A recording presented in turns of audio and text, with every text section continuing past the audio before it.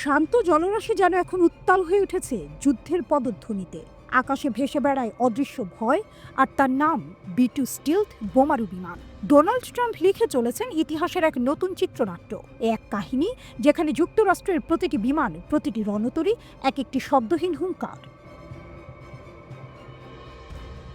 তৃতীয় বিশ্বযুদ্ধ প্রশ্নটা এখন আর শুধু কল্পনায় নয়, যেন বাস্তবের দ্বারপ্রান্তে এসে দাঁড়িয়েছে। ডোনাল্ড ট্রাম্প একবারই নিজের কায়দায় নাটকীয়তা আর ধমক দিয়ে সাজিয়েছেন নতুন কৌশলের পটভূমি। ইন্দো প্রশান্ত মহাসাগরীয় অঞ্চল, যেখানে এতদিন জলের উপর প্রতিচ্ছবি পড়ে সূর্যের, আজ সেখানে পড়ছে বোমার ছায়া। ডিয়েগো গার্সিয়া নামটা আজ কেবল একটি দ্বীপ নয়, সেটি এখন যুদ্ধের সজাগ চোখ, শান্তির মধ্যকার স্নায়ুযুদ্ধের নতুন ফোকাল পয়েন্ট।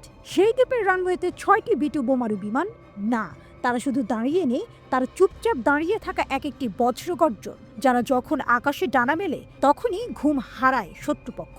বিশ্বের সবচেয়ে উন্নত যুদ্ধ বিমান মাত্র 20টি রয়েছে যুক্তরাষ্ট্রের হাতে। এদের 6টি এখন ভারত মহাসাগরের মাঝখানে। 30% এটা সংখ্যা নয়, এটা সংকেত, একটি সাহসী নির্ভীক বার্তা, যে বার্তায় লেখা আছে প্রস্তুত হও, কারণ আমরা তো হয়েই আছি।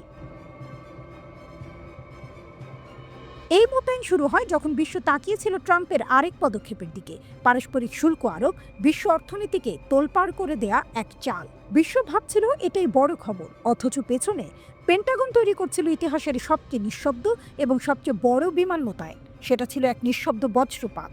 কিন্তু প্রশ্ন আসে, এত সব কেন? ইয়েমেনের হুথিরা বিদ্রোহীদের দমন করতে? বিশেষজ্ঞরা বলেন তাহলে তো 2টি বোমারই যথেষ্ট, বাকি 4টি কেন? কেন পুরো রণতরী বহর একসঙ্গে চলেছে? এই প্রশ্নের জবাবে উত্তর নেই, কিন্তু ইঙ্গিত আছে। সেই ইঙ্গিত বলে এই মোতায়েনের টার্গেট কেবল হুথি নয়, এই নিশানা আরো বড়, আরো গভীর।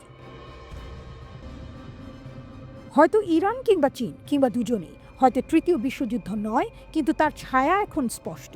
আর বিমানবাহী রণতরী একটি ছিল, এখন 3টি হবে। 2টি ভারত মহাসাগরে, একটি পশ্চিম প্রশান্ত মহাসাগরে। USS নিমেটস এগিয়ে যাবে দক্ষিণ চীন সাগরের দিকে। এ যেন দাবার বোর্ডে রাজার চারপাশ ঘিরে ফেলা খুঁটি, যেখানে একবারই বলার সুযোগ থাকে চেকমেট আসছে।